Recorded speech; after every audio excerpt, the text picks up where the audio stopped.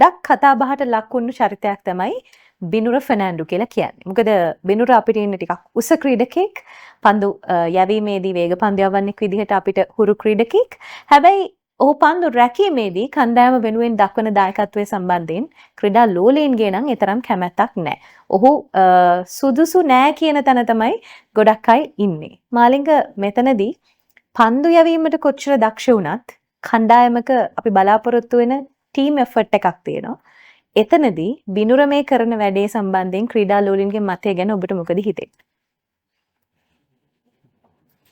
මේමයි කණ්ඩායමක් සිලෙක්ට් කරනකොට ක්‍රීඩා කරන 11 දෙනා අතර ස්කිල් එක හොඳ නම් තරඟ දිනවනව නම් එයා පන්දු යවන්නෙක් විදියට ජෙනුයින් පන්දු යවන්නෙක් විදියට ක්‍රීඩා කරනවා නම් එයාගෙන් ගේම් එකට ඉම්පැක්ට් එකක් තියෙනවා නම්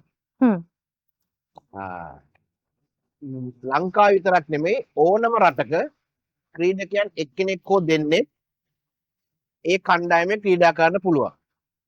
ඒකට තමයි සමහර අවස්ථාවලදී නායකයට හැකියාව තියෙනවා ඒ ක්‍රීඩකයන්ව 30 yard circle එක ඇතුලේ short fine, short third ඒ වගේ ළඟ තැන්වල රඳවා ගන්න.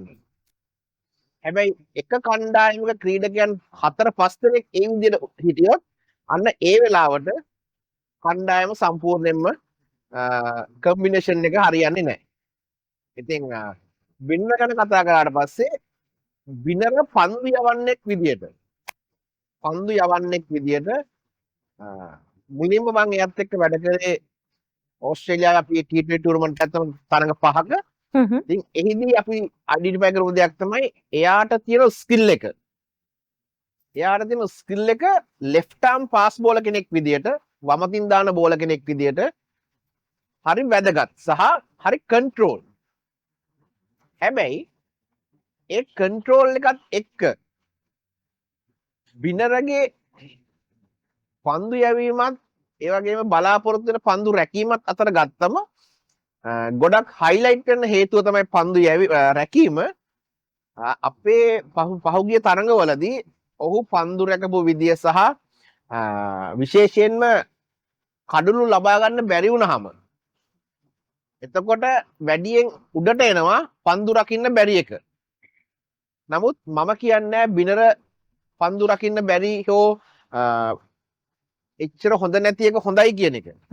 බිනර උත්සාහ කරන්න ඕන එයාගේ ඉම්ප්‍රූව්මන්ට් එක හදාගන්න.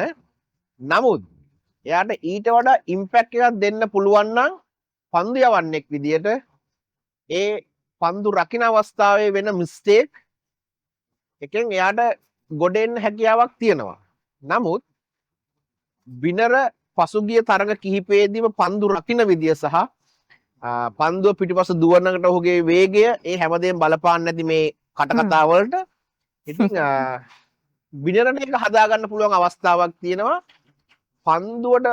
පන්දු රකින්නකොට මේ හැම පන්දුවක්ම මගේ අතට මගේ පැත්තට ගහයි කියලා එයාට හිතන්න පුළුවන් නම් එයාට ටිකක් කලින් ඒකට රියැක්ට් කරන්න හැකියාව තියෙනවා. ඒක නිසා මම හිතනවා බිනර දැන් තරඟ ගොඩක් ප්‍රමාණයක් ක්‍රීඩා කරලා තිනවා. කඩුළු ගණු ප්‍රමාණයත් එක්ක ඉම්පැක්ට් එකක් තව මීට වඩා දෙන්න ඕනේ කියන එක කණ්ඩායමට.